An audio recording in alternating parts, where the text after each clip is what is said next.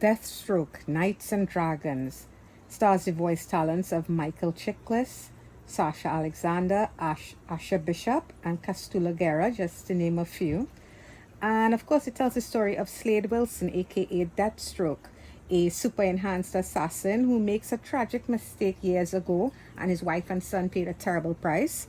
Now, a decade later, the terrorist organization Hive is once again after him, and Deathstroke has to atone for the sins of his past to ensure his family doesn't pay the ultimate price once again.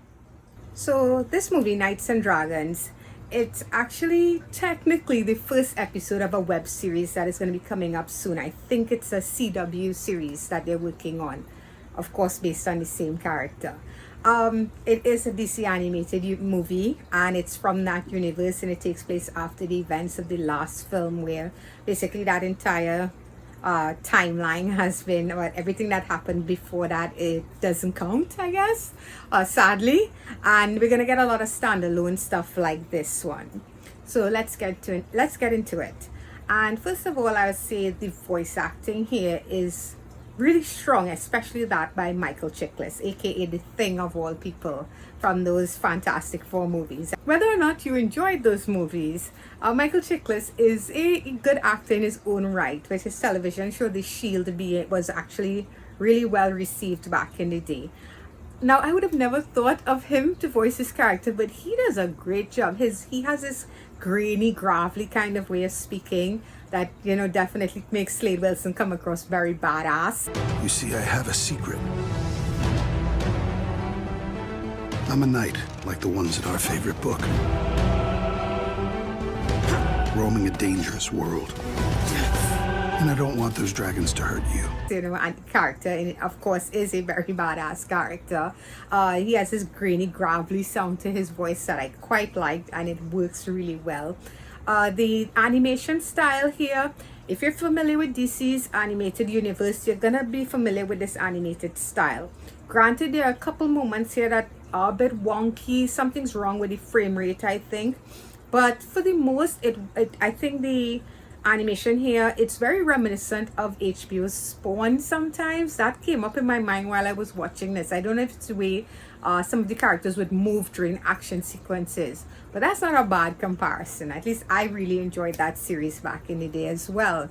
And being a DC animated movie, we have the added bonus of it being R-rated. So of course, you know, you're never really going to see anything like this on the big screen. I highly doubt that. And with the exception of Deadpool, and because of Deadpool, Logan, you know, Marvel is not gonna go anywhere near stuff like as graphic as this, you know. I think the closest DC has in the television world to something like this is Titans, which coincidentally season 2 does have its own version of Deathstroke, and a really good one at that. So if you want to enjoy your gory stuff and see your characters really come to life, because it's definitely very respectful, or it does follow their comic counterparts very closely. So this is not a bloodless Deathstroke. You know, this guy is an assassin, and a brutal one at that, you know. Deadpool is actually modeled after Deathstroke, for those who don't know. So you get a lot of decapitations and stabbings and blown off limbs and all that fun stuff that you would expect with a character like this one. The story itself, I think it's a good jumping off point for those who are not familiar with this character as well, because I'm sure there's some people out there who don't know that Slade Wilson has a family. He has kids, and those kids are also powered in a sense because, you know, genes and all of that. He kind of passed on some of his super DNA to his kids, not realizing he was doing that, of course. So you get to see more about Jericho and Rose and stuff like that. Unfortunately, I thought Lady Shiva was wasted in this. Lady Shiva is a bad ass, and just to see her be somebody's sidekick in this, no, I would have loved to see a lot more from that character in this, because of how cool she is in the comics, and she is by far arguably the best hand-to-hand combatant in the DC universe, you know. think the only person who maybe could give her a run for her money is Batman. And that's about it. Even Deathstroke should have a hell of a time going up against Lady Shiva. But all that said, this story here with Hive, I mean, Hive is like any other. It's like Hydra. It's like any other villainous group.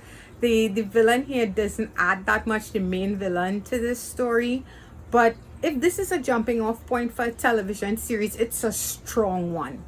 And because of that, I'm going to give Deathstroke Knights and Dragons a 7 out of 10. It's definitely a solid start. And if the entire television series, for however long it lasts, could keep up this type of momentum for this type of character, they are on their way to giving us something really good.